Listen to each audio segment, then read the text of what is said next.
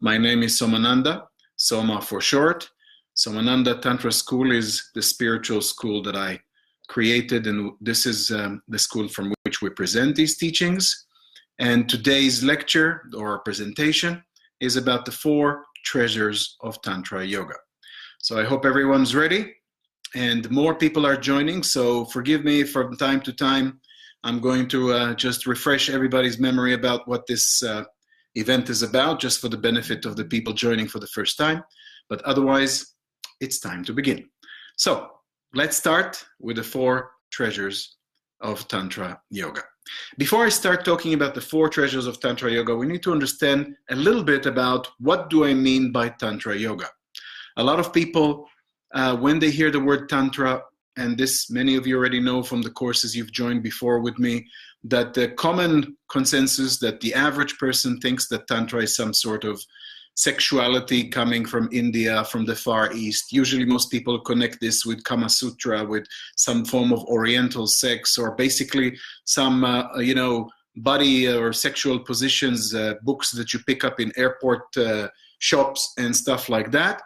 And especially in the New Age environment of today, many people consider Tantra to be simply a form of sexuality, relationship, something that people do to spice up their, kind of weak sex life or something like that. And this is where the mistake comes from, because actually the truth is that Tantra is much, much more than that. Tantra is a comprehensive spiritual teaching coming from India and Tibet. And in the Tantric teachings, we have vast knowledge. This is very huge knowledge. And it's true, in the Tantric teachings, also there's teachings regarding sexuality. But as many of you know already, actually only 5, maybe 10% of Tantra only deals with sexuality. There's much more than that. Tantra speaks about so many things. And if you read the original Tantric texts, and yes, it is even possible to get your hands on some of them, if anyone is interested, then you'll find that Tantra actually talks about so many things, such as astrology, astronomy, the science of colors and sounds, vibrations, talking about alternative healing, talks about yoga, talks about kundalini, talks about energies. There's so many different aspects of teaching in the Tantric tradition, and that's why Tantra is so fascinating. It's much more than just some low-grade or, some Oriental sexuality, or just trying to limit it to relationship can be very limiting indeed. Now, Tantra Yoga actually is the path of yoga which is with a tantric flair to it, which means in the Indian tradition, there were many tantrics that were actually yogis, or you can say it in another way, many yogis that were actually tantrics as well. And that makes it for a very different kind of yoga. Because for many people, when we're thinking about yoga, which is another one of those terms that are very misunderstood today, most people think about yoga as a form of gymnastics, a kind of fitness, something you go in the local gym and maybe you do a course once, twice a week, or just some kind of a session where you stretch yourself, sweat a little bit, stretch the muscles, feel better in the body. And basically you could either choose to do aerobics, gymnastics, or yoga. It's kind of the same for a lot of people, only yoga has a bit of a spiritual flair to it because, namaste, and everybody feels that they've done something spiritual. But actually, this is another mistake, because actually the yoga system of India and Tibet is, again, an incredibly vast spiritual system.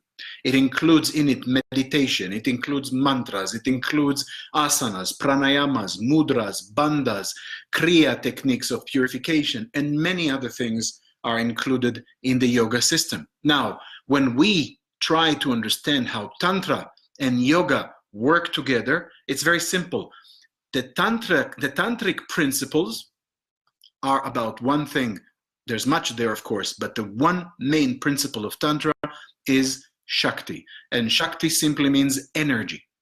The Tantrics don't talk about energy in this new age way that many people talk today, which is very fluffy kind of, phantasmagoric way of talking about energy. We are all energy and everything. Energy is everywhere. Oh, I like your energy, or something like that.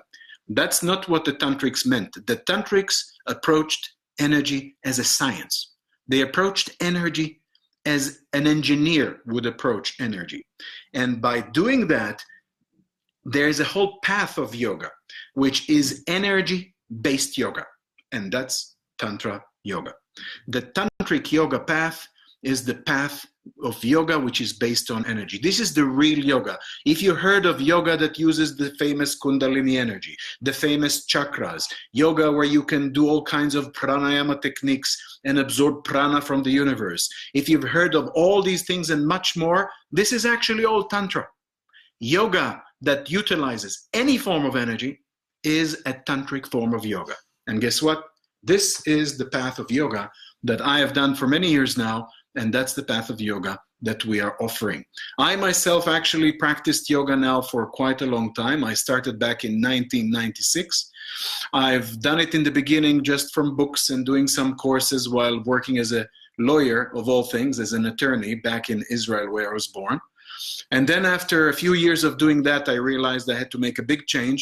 I left this life behind of working as a lawyer, and I simply went on and simply left behind everything and went to India. I was seeking a teacher. I found all kinds of teachers, many, unfortunately in India you'll find many which are not the authentic ones, but eventually I did find my guru. His name is Swami Vivekananda Saraswati, and when I found him, I started very intense yoga practice with him. It was fascinating. It was an incredible time, really. And of course, because my teacher is also a Tantra Yoga teacher, he's a great Tantric master, then definitely my path from day one was actually a Tantra Yoga path. I spent about 4 years in India with my teacher. After that, when we moved the headquarters of our school to Thailand, I spent another 6 years there.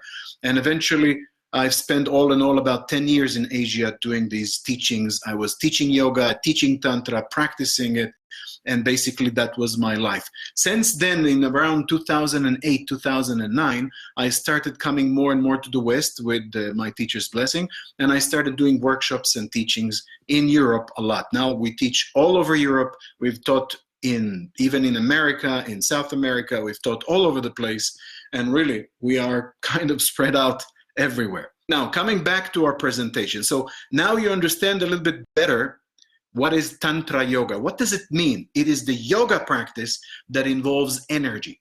When you want to concentrate, to work on your chakras, to raise your kundalini, to do pranayama, all these things are actually tantric principles because you use energy in that form of yoga. There are forms of yoga, just for your general knowledge, which do not involve energy, such as Jnana Yoga, some forms of Raja Yoga, and so on, where it is more about contemplation, about consciousness, about higher mental functions, where the energy is really ignored or simply not really addressed much. This is not the Tantric path necessarily. By using Tantric principles in the yoga teachings, we can get some incredible effects because energy is the key to real success. Now, let me explain about the 4 treasures, therefore. So if I said Tantra Yoga is energy-based yoga, what would be the 4 treasures of Tantra Yoga? Well, the truth is that if you ask 20 different teachers what they consider to be the treasures of Tantra or Tantra Yoga, you're probably going to get about 20 different answers. And that's why the honest thing that I can do with you today is not just give you an opinion of myself, oh, I think Tantra Yoga is this or that, because it's just going to be another opinion of another yoga teacher. Maybe it's right, maybe it's wrong. How would that help you? What I can do today is actually tell you what Tantra Yoga can do for an individual, what it can do for you. And here, indeed, there are 4 categories, I would call them treasures, that if you follow them, if you understand them, then you understand truly what Tantra Yoga is, because you understand what it can do to the human being. That's the best way to understand what it can do to you. So let's explain them one by one. It's not difficult, and it's very beautiful to see what Tantra Yoga can do. First thing, the first treasure, or the first category in which we try to understand it, is what we would call health, body, hygiene, and generally the well-being of the human being. When we talk about Tantra Yoga, I can tell you, not just because I read about it, but because I've seen it, because I've practiced it, and because I've seen a lot of students, myself, students of mine, and students of my teacher who have actually experienced this.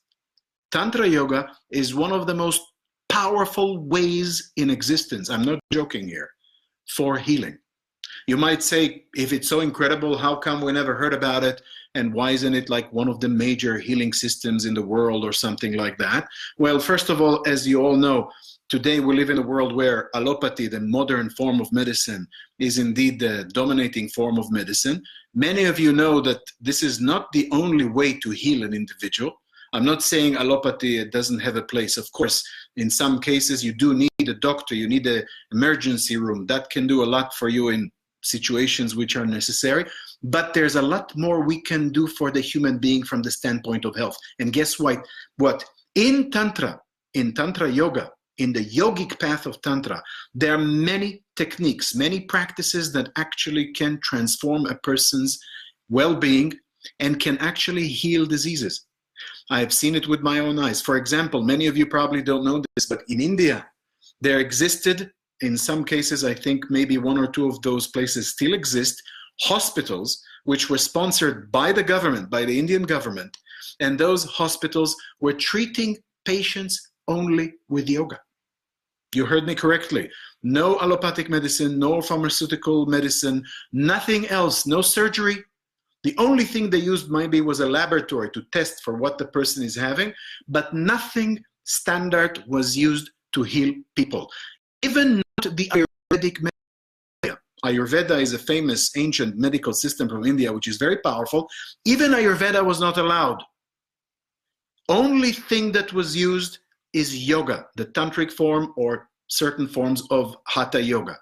Other than that, the only other thing that was used to heal people was simply using change of diet, because without making the person or allowing the person to have clean food, good quality, nourishing food, you can't really help a person change their health condition. So other than the clean diet and healthy diet, the only way that they were treating people is by yoga. For example, in the south of India, just south of Bombay, there's a place called Lonavala, and there existed a hospital, in my knowledge, somewhere 10 years ago or more. It was already shut down, unfortunately, but that was one of those yogic hospitals. You might be surprised to find out that in Lonavala, in their reports, yearly reports, because if it's a government-sponsored hospital, they have to report to the government what exactly they're doing there. And in their reports, they actually said that they have reached 85% success rate of healing cancer, just with yoga.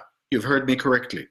And in fact, they considered that they could easily have reached 100%, only that they had to put in their statistics also people that arrived very late when their body was already shutting down, and they simply, those casualties went into the statistics, and you couldn't save them without a miracle. But when people came in a good time, and when people agreed to do the yoga, some didn't agree to do yoga, and that won't work for you, then they said they could have reached even 100% success rate of healing.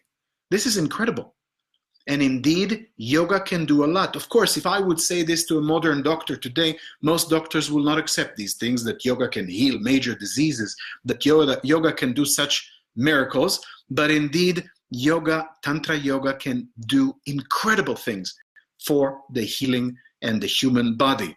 The only problem is that, of course, most of us in modern times, we are somehow by society, because of modern medicine being what it is, very symptomatic medicine, treating symptoms by giving you painkillers, by giving you antibiotics, by giving you these things. It's a very different way of healing. And it also educates people to take the responsibility off their shoulders. And many people say, fix me, heal me. If I have a problem, I go to the doctor. I just want you to give me a magic pill or whatever.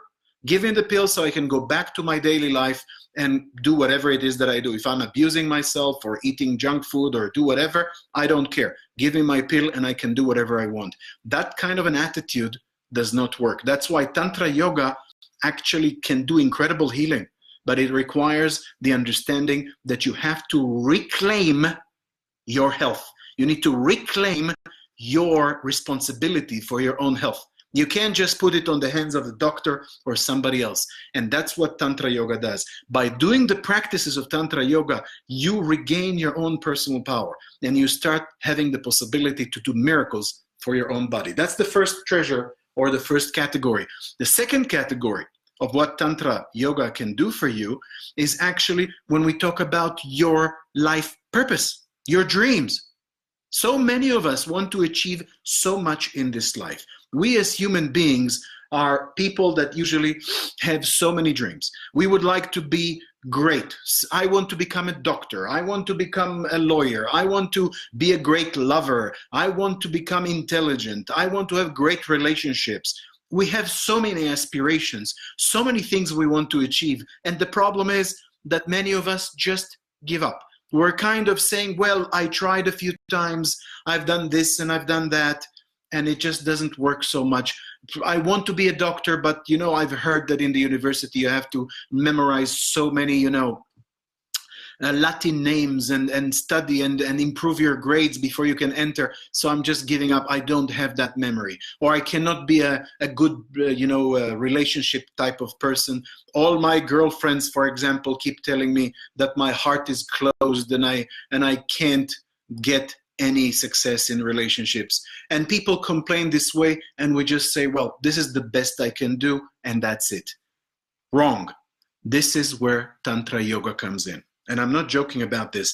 Tantra Yoga can actually, there are techniques in Tantra Yoga that can transform you. For example, when you think about it, even in modern medicine, or at least in some fringes aspects of modern medicine, there are those who claim that the human brain, we actually use 5, maximum 10% of our brain capacity. When you think about it, that's incredible.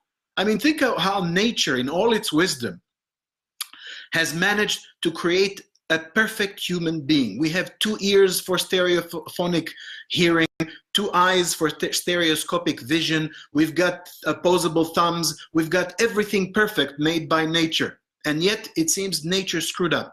Gave us a brain as big as a watermelon, and we use out of it as much as a walnut. Does that sound logical to any one of you? Obviously not.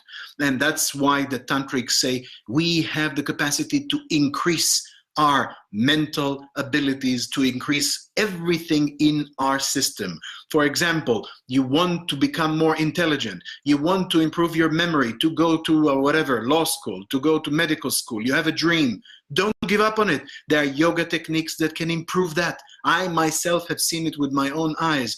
People who are training, practicing, and their memory improves, and their capacity of deep insight, intelligence. Yes, you can improve that. It's not something you have to be with what you've got for life. You can transform yourself. You want to have a great relationship.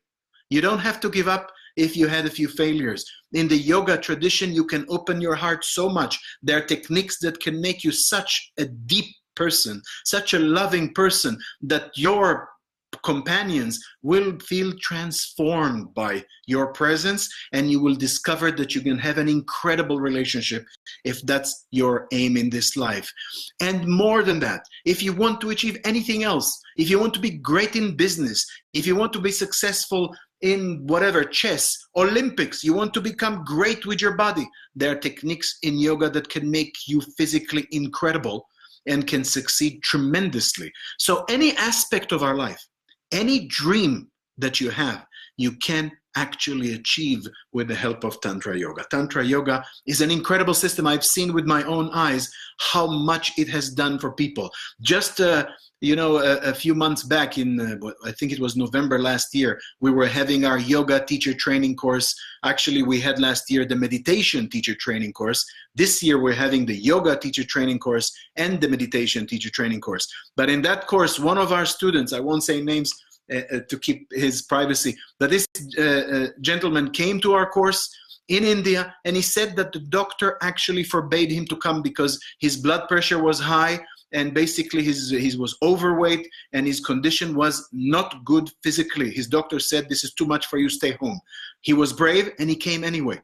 Within 3 or 4 weeks, I think it was, of doing proper yoga, meditation every day. The meditation teacher training course includes also the Trika retreat, which is a 10-day retreat in between where we stay in silence, meditation, and hatha yoga and everything else. And in 3 to 4 weeks, his blood pressure came back to normal. He lost so much weight, he looked 10 years younger. It was incredible. Just in 4 weeks. Health, anything can be achieved. You can develop your mind, you can develop your love, you can develop anything that you want. And that is, ladies and gentlemen, the second treasure. The third treasure is where we take things to a whole new level. Because in Tantra Yoga, you can even go to the master level. This is where we start working with the mind on very advanced levels. In the levels of the master in Tantra Yoga, indeed, there are abilities which are considered by some supernatural. And actually, yoga practitioners, tantric practitioners, don't like this word supernatural because they consider that this is simply not accurate. Nature includes everything. There is nothing which is supernatural. It's just that some people are not aware of certain laws of the universe. And if you're not aware of certain ways that energy works, how to control energy and all the other fundamental principles of Tantra Yoga, then for you, when you would see a Tantra yogi doing certain things that can change reality in front of your eyes, you'd probably say, my God, this is magic, this is supernatural, but it's not. We would call it better to call it paranormal, which means simply something which is more than normal for the average person, but it's not outside of nature. When we speak about that, many of you probably heard of yogis that apparently can levitate, can read minds, can astrally project, can see auras and chakras. They can do all kinds of miracles, and indeed those exist. And by the way, this is not just some urban myths who have shown some paranormal abilities. And if anybody's interested, ask me in the questions. There's even some books I can refer you where people coming from the West, even academic people, went to India and especially in Tibet and have met in person yogis who have done miracles in front of their eyes. So indeed, these paranormal abilities exist. If this fascinates you, you're in the right place. Tantra Yoga can get you there. Because Tantra Yoga, when you go deep enough, when you practice it seriously, it will. This is not a question of if. It's only a question of when. If you're doing the practice seriously, paranormal abilities will be accessible. And I've seen it with my own eyes, and I can tell you it is fascinating to see how far the human mind can expand. The things that you can achieve are simply incredible. Be aware, again, this is something that is a bit tricky, because the yogis are warning us about this. They say, yes, these things exist, but be careful. If you reach them, it might make your ego too big. Look at what I can do. And it's something that we shouldn't feel too arrogant about, because it doesn't mean that if I have reached, let's say, some paranormal ability, that it automatically makes me spiritual or even a good person. There are people who are having all kinds of abilities, and they're not even good people, or definitely not even spiritual people. There's a beautiful story about that, where the story about Buddha, where Buddha one time was sitting on next to a river, the Ganga River in India, and doing his meditation. And then suddenly an arrogant yogi shows up and tells him, are you Buddha? And Buddha says, yes. And the yogi tells him, well, do you see anything special about me? And Buddha says, no, I don't see anything special about you. The yogi says, well, in that case, let me show you. And the yogi sits in the lotus pose and concentrates, meditates, and then suddenly starts levitating in the air, like 1-2 meters above the floor. And then he starts levitating across the river, and he lands on the other side. And then he levitates again, crosses the river again, and lands back next to the Buddha. He opens his eyes, and he says to Buddha, aha. And then Buddha looks at him and says, well, that's very interesting. Let me also show you something. Buddha goes down to the river, pays 5 rupees to the guy with the boat, who takes him across the river and back. And then Buddha comes back to the yogi and says, aha. In other words, he says, if you have spent 20 years of your life working hard just so you can float like a silly balloon across the river and back, then you've spent your time on nothing. You're just arrogant, and you haven't made really any progress. And that's why the yogis say, be careful with these paranormal things. It's amazing. If that is interesting for you, and I have to admit, as for myself, that was one of the biggest things that also attracted me to Tantra Yoga, and I definitely was very gratified to see these things that are real. But nevertheless, you have to remember that you can achieve that. It's incredible, but it comes with a warning. Don't let that go to your head. Don't let that get your ego out of control, because actually you can get lost in these paranormal abilities and you forget that there's much more than that to life. Now, of course, this is the third treasure, and we're coming to the last one, number 4. The last category or treasure of Tantra Yoga simply refers to the spiritual aspect. Now, when I say spiritual, it's true that many people automatically think about God, or I don't know, some form of religion of sorts. Remember, yoga is not a religion, Tantra is not a religion, and this has been proven. Even researchers such as Professor Mircea Eliade in the 1930s, who went to India and studied yoga and Tantra and actually made his PhD on that, he clearly stated that yoga and Tantra are not a religion in any sense or form. There's no priesthood, no dogma, none of these things exist. It's actually, if we want to understand what it is, it's actually self-experimentation. It's self-realization. It is an experiment of life. And therefore, the tantric teachings, the Tantra Yoga, what it actually tells us when we speak about spirituality, it tells us that we needed to think about it in a much more down-to-earth kind of way. What does it mean, the spiritual aspect?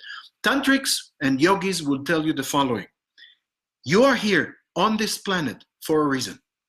Why are you here? Who are you? Where are we going? And of course, what is the purpose of life?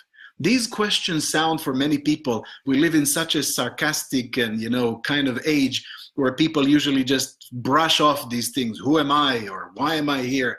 Come on, this is nonsense. Let's just, have a hamburger or drink a cup of coffee and forget about it. Have a pizza, man. Have a beer. Stop thinking about these things. This is just silly thinking. Philosophy, nothing else.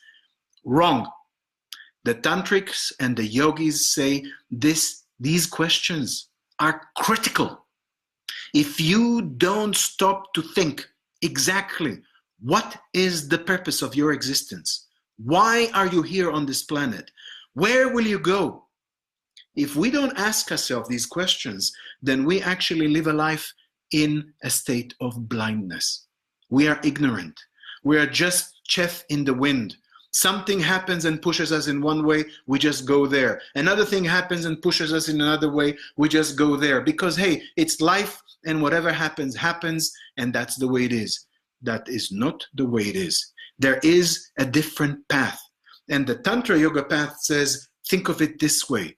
You don't even know your true nature. And this is so important. If you ask yourself, who am I? Most people will answer, what do you mean, who am I? I am Jack, I'm an engineer, I like pina coladas and walking on the beach in the sunset. That's who I am. So what's the big question here? Of course, you answered it, but answered it wrongly.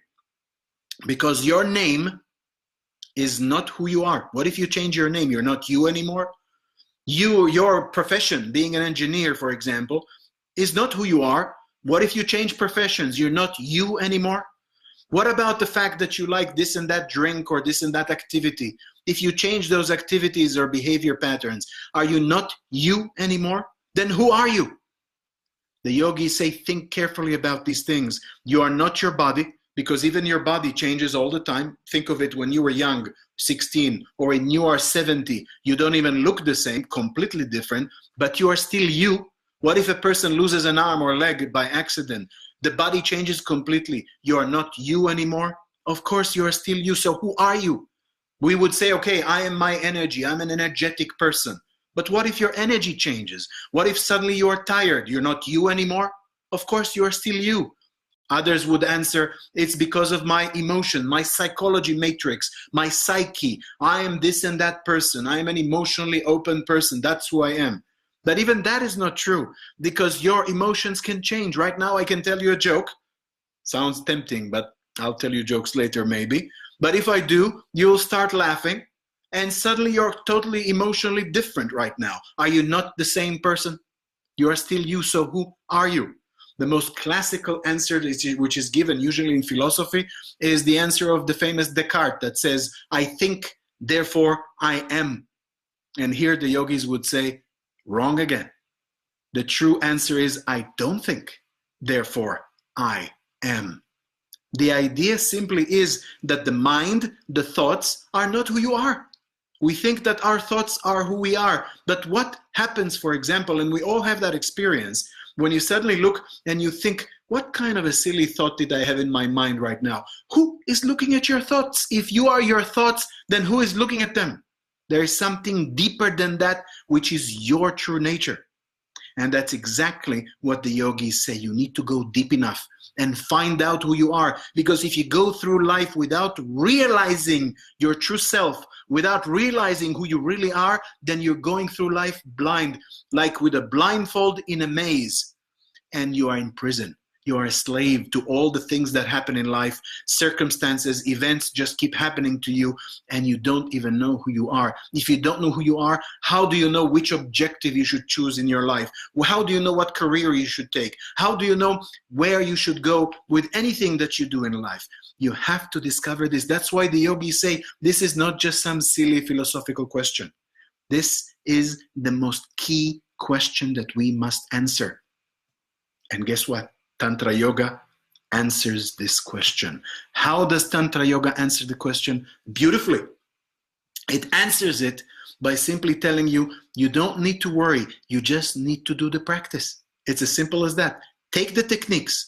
Take the headstand, take the shoulder stand, take the Uddiyana Bandhas, take the pranayama, take the meditation techniques. We are going to do now a yoga teacher training course and level 1 yoga very soon in India, just in August. It's coming soon. We're going to do after that a meditation teacher training course and a retreat of meditation. When you sit in these retreats, we're going to do it in the Himalaya mountains, very beautiful area. I sit there from the world. Forget about your smartphone. Forget about Facebook. At least not now, because we're in the middle of a live event. But for then, forget about it. Just sit there, practice, do the techniques. And as you're practicing, at some point, a shift happens somewhere deep inside.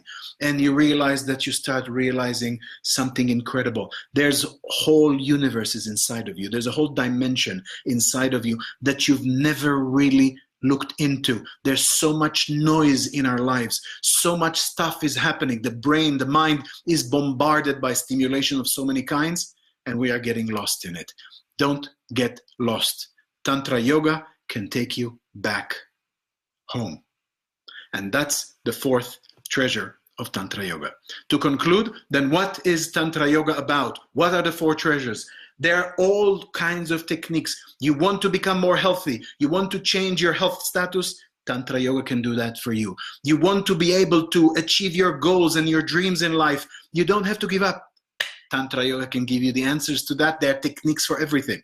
I've seen it with my own eyes. Literally. How? I used to have glasses. I did yoga. There's the yoga of the eyes, the yoga of sight that we teach. And I simply threw away my glasses because I don't need them. I see perfectly without it. Yoga can do so much. You can achieve so much if you're looking to achieve these things. And if you want to go on the paranormal level, achieve mental powers, if that's your thing, Tantra Yoga can even give that to you. And yes, if you want to go deeper and discover the truth of your existence and understand your true self, your sublime, supreme self, Tantra Yoga can do that for you. So that's it. Those are the four treasures.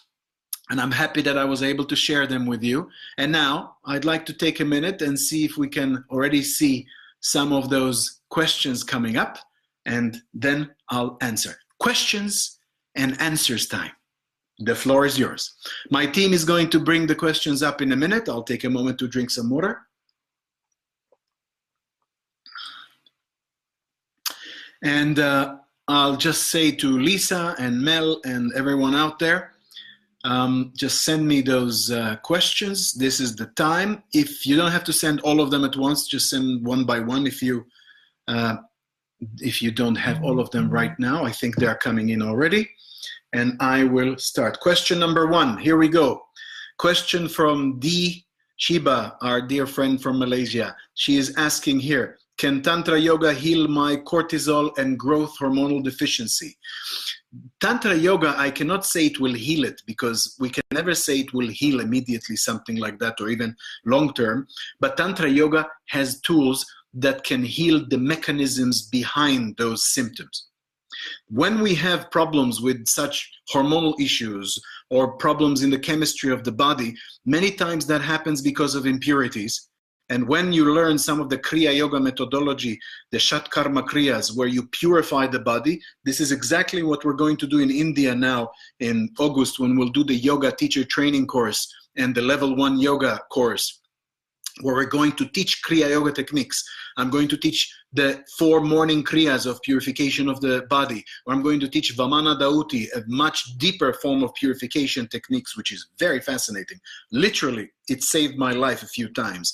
And even more advanced techniques such as Shanka Prakshalana and others, where you purify your body deeply. When the body starts purifying, a lot of the issues calm down naturally, and we find that homeostasis can be achieved, which means healing can come. Not just cortisol. You might find other things suddenly coming back to normal. So definitely, I would go for that.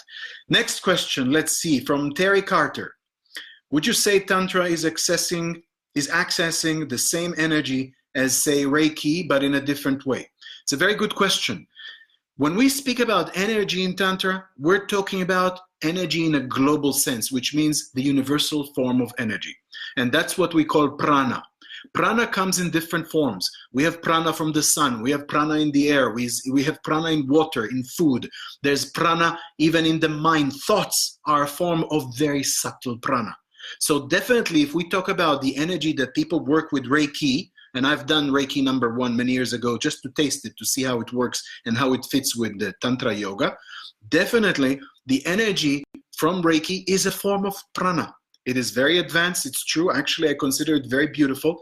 It works also, I don't know your level of Reiki, but when you go to the master level, as you probably know, there's even some healing entities that you interact with Reiki, and those are also a form of prana, a form of energy. And therefore, definitely, we can say that Tantric understanding of energy is so comprehensive, so universal, that it includes all forms of energy, including the one used in Reiki. Good. Now let's see, question number 3, moving on. From D. Shiba again, from Malaysia, the question is, the awareness, the witness inside, is this our true nature? Is this Atman? Actually, it is. The awareness is the consciousness, the pure consciousness is the Atman. But the problem is that for most of us, these are just words. And if I tell you that the Atman is indeed just pure awareness, how exactly can you access it? It can be very confusing. And that's why the yogis would tell you, it's true, awareness is an aspect of Atman. It is, in a way, the divine, sublime light of consciousness. And that is Atman. It's true. But to understand it, the best way is simply to practice Tantra Yoga. Sorry, but this is necessary. And by doing that, you start having changes. And then your ability to become aware of that higher aspect of consciousness, in other words, your awareness becomes more expanding. And as a result of that, you expand so much that it can even reach eventually to a universal consciousness, which is another way of saying self-realization. I know it sounds confusing. These are still words. That's why many of the yogis would say that to describe this Atman, or pure awareness or consciousness, or if you want, samadhi, enlightenment, these are all words that describe the same phenomenon, the same pure consciousness. To understand that, many yogis say anyone who tries to explain it will find themselves challenged, because words cannot describe such a higher state of consciousness. You cannot use the mind and words, which are tools coming from our mind, to describe something which is beyond the mind. And that's why it's very hard to just use words and say, yes, Atman and awareness is the same thing. It's true in a simple sense, but it is much more than that. And that's why the practice is the key. Come to Tantra Yoga and you'll see it firsthand. Moving on, questions. Next one. Question number 4, Thomas Hargrove. would like to have a book recommendation about the mind and paranormal abilities. A good book on this, there's a few, but one of those that really I consider very amazing is a book by Alexandra David Neal. I say again, the author's name, a woman from France, Alexandra David Neal, and she wrote a book which is called Magic and Mystery in Tibet. Magic and Mystery in Tibet. It's easy to find it online. If you read that book, strap yourself, because this is, wow, it will really show you how far these things go. So that's a good one to start with. Other questions, let's see. So far, more questions are coming. I'm waiting for the next one. My team is sending it to me. In the meantime, think everyone, if anybody has any question, now is the time. We have a little bit more time before we conclude. Let me just check our time limitations here. Yeah, I've got maybe a couple more minutes for one or two more questions. So if you have any questions, now is your chance to ask. Please go ahead. My team, if you picked up any more of the questions, please just send them to me. I'm waiting. Questions. Yes, we've got another one coming in. Silar Sun, I hope I'm pronouncing the name correctly, asking, how many hours do you devote into sadhanas every day?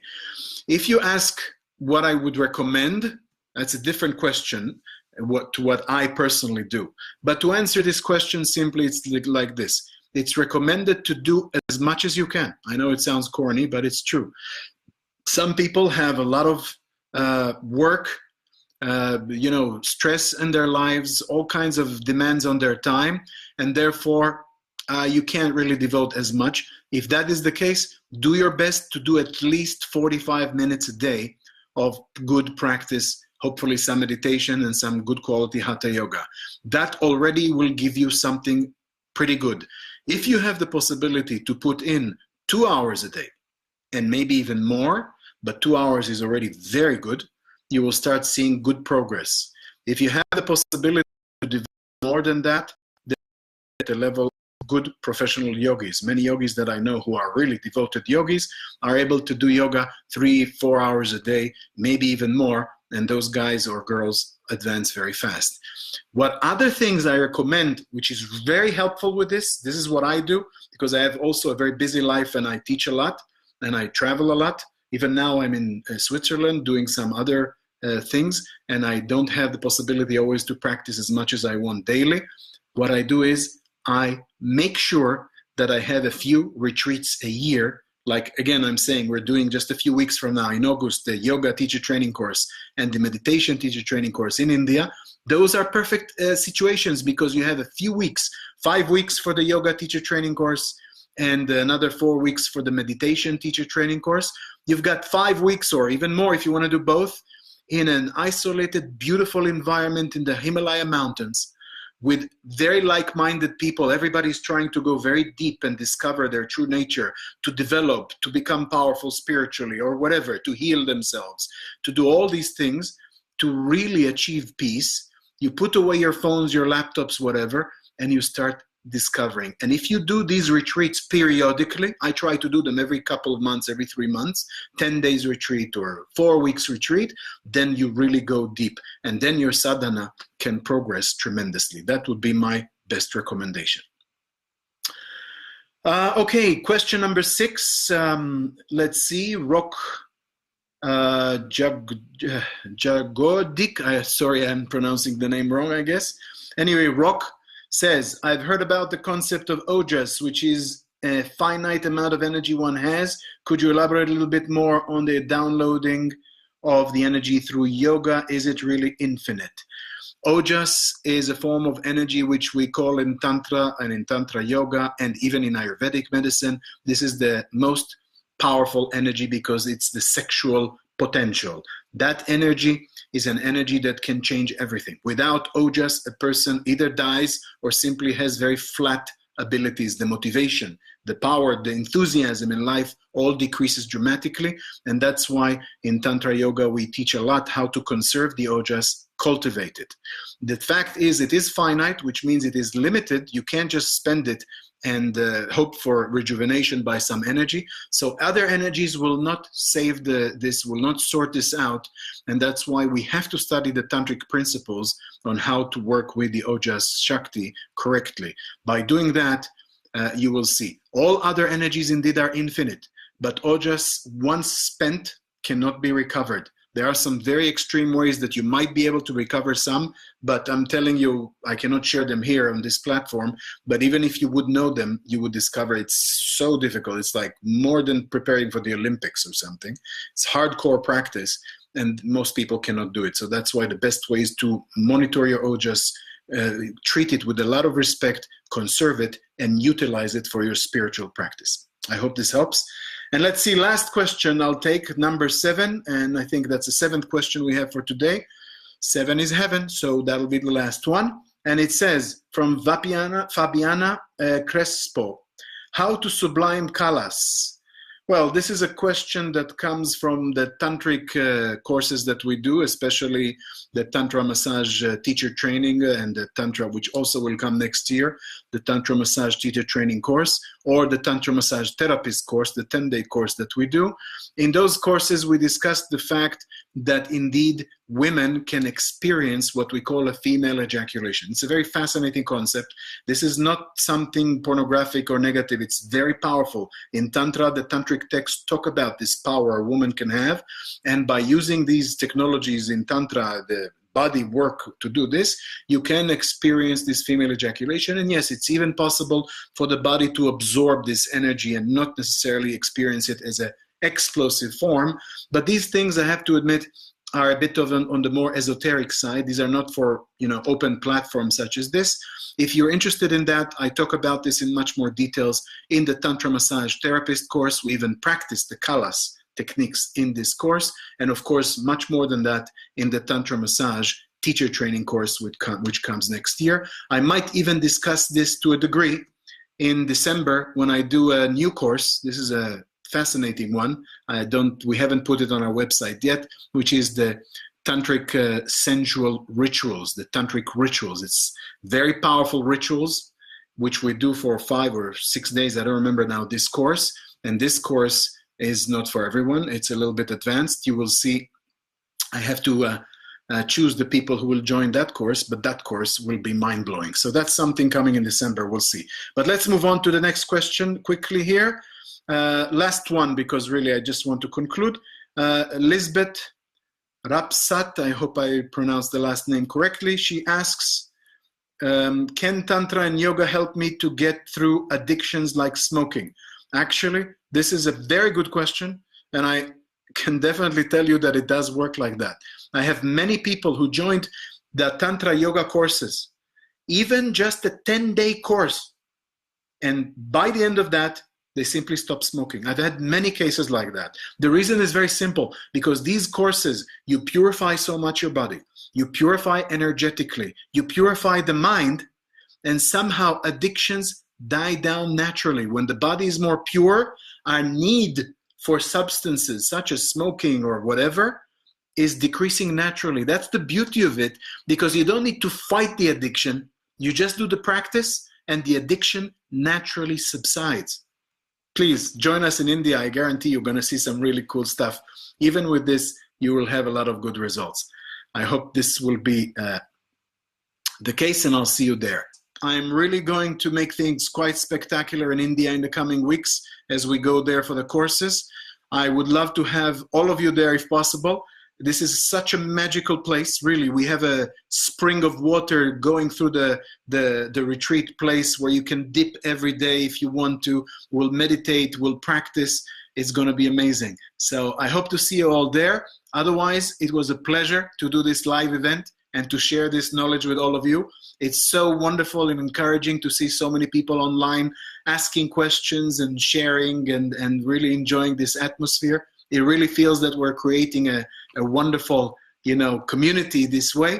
So it's beautiful, and I want to thank all of you, and I would love to see you soon. Thank you all very much, and success on your spiritual path. Thank you.